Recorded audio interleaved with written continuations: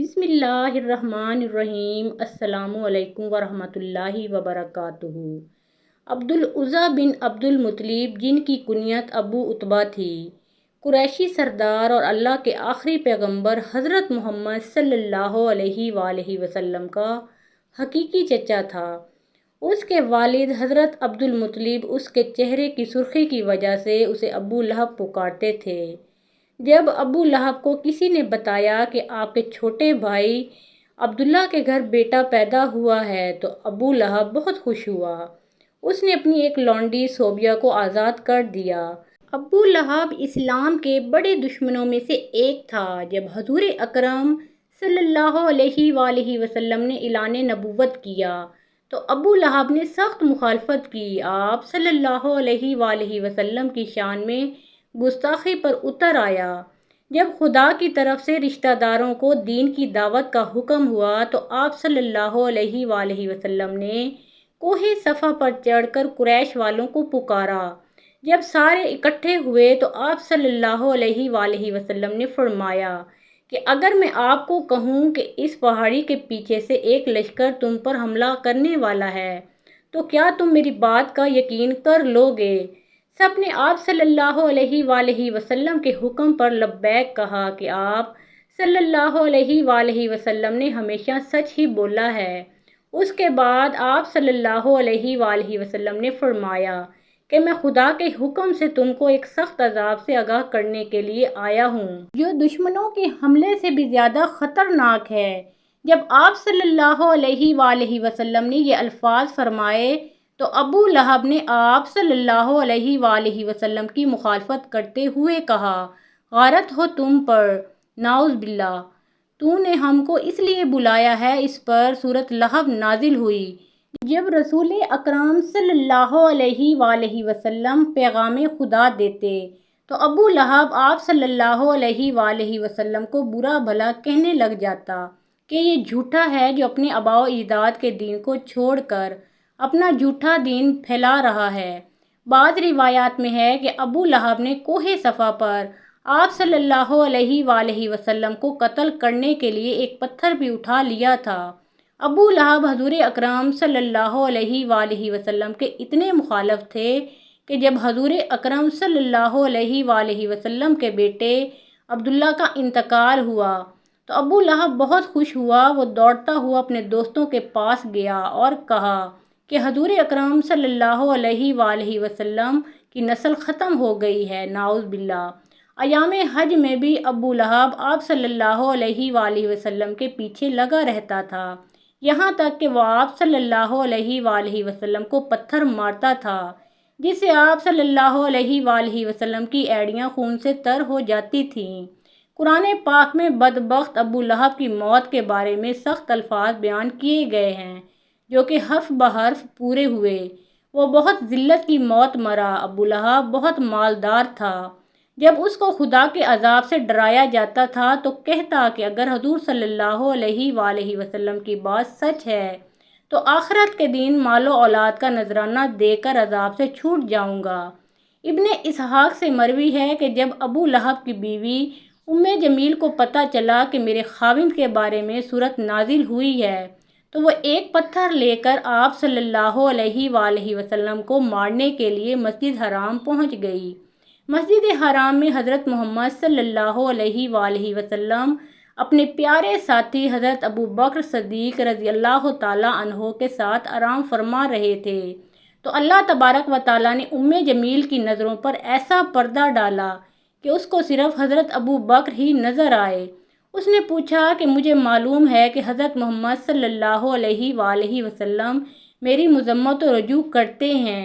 خدا کی قسم اگر حضرت محمد صلی اللہ علیہ وآلہ وسلم میرے سامنے ہوتے تو میں اس کو پتھر مارتی۔ وہ دشمن اور مخالفت کی وجہ سے حضرت محمد صلی اللہ علیہ وآلہ وسلم کو مذمم کہتے تھے۔ یہ کہہ کر وہ واپس چلی گئی۔ قریش والے جب مذمم کہتے تو آپ صلی اللہ علیہ وآلہ وسلم فرماتے، اے لوگوں، اللہ تعالیٰ نے کس طرح ان کو صبر و شکم مجھ سے پھیر دیا۔ وہ مذمم کو پورا بھلا کہتے ہیں، میں تو محمد صلی اللہ علیہ وآلہ وسلم خدا کا آخری رسول ہوں۔ ابو لہب قریش کا مالدار آدمی تھا، اس کا سود خوری کا کاروبار بہت وسیع تھا، وہ لوگوں کو سود پر چیزیں دے کر خود منافع حاصل کرتا تھا، یہاں تک کہ اس نے خانہ کعبہ سے سونے کا ہرن چوری کر کے بیچ دیا تھا۔ ابو لہب کی اولاد بھی نبی کریم صلی اللہ علیہ وآلہ وسلم کی بہت زیادہ دشمن تھی۔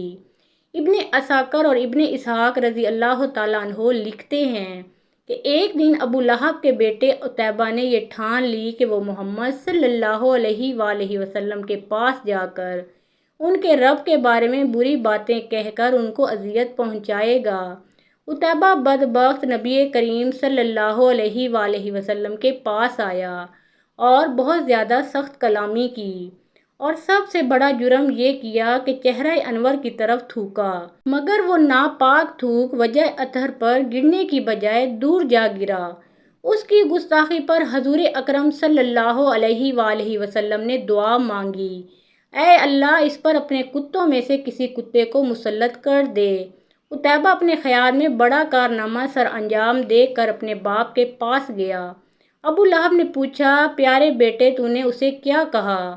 اس نے بتایا کہ میں نے یہ اور یہ کہا۔ اس نے پوچھا، اس پر محمد صلی اللہ علیہ وآلہ وسلم نے کیا کہا؟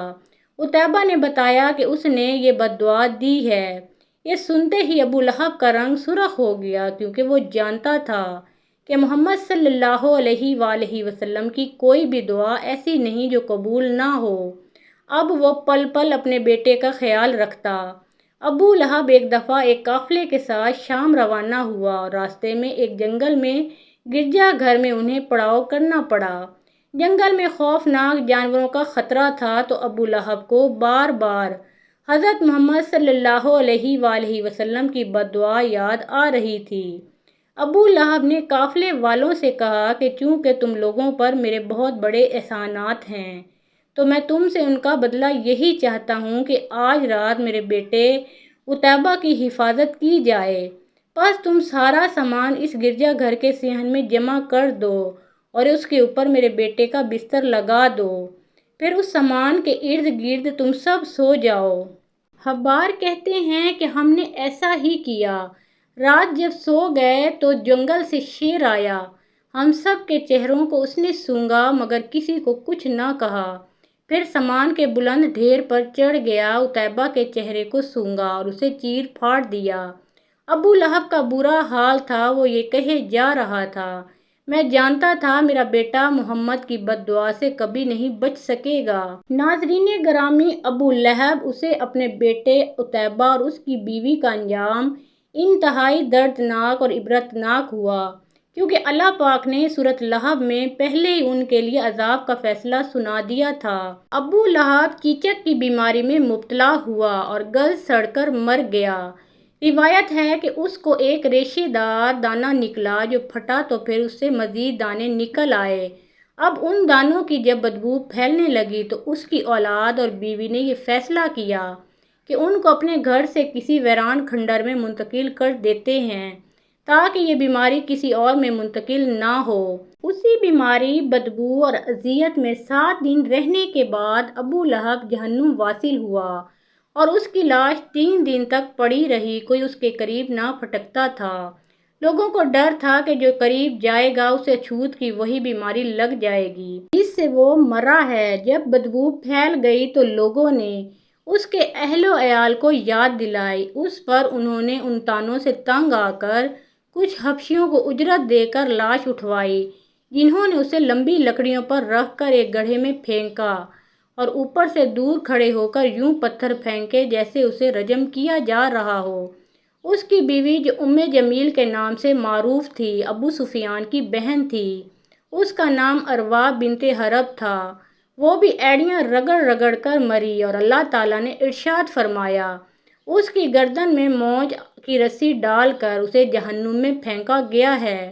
وہ اپنے قیمتی ہار پر فخر کیا کرتی تھی اور ڈینگیں مارتی تھی کہ میں یہ قیمتی ہار بیچ کر محمد صلی اللہ علیہ وآلہ وسلم کی مخالفت میں لگا دوں گی۔ اللہ تعالیٰ نے اسی گردن میں وہ توق ڈالا جس سے شیطان بھی پناہ مانگتا ہوگا۔ اللہ تعالی ہم سب کو اسلام پر چلنے کی توفیق عطا فرمائے، آمین یا رب العالمین۔ محترم ناظرین، کمنٹ باکس میں پیارے آقا محمد مصطفیٰ صلی اللہ علیہ وآلہ وسلم کا پیارا نام ایک بار ضرور لکھیں، اور ویڈیو پسند آئی ہو تو لائک شیئر کریں، اور مزید اسلامی واقعات کے لیے ہمارے اس چینل کو سبسکرائب کریں۔ اللہ آپ سب کا حامی و ناصر ہو۔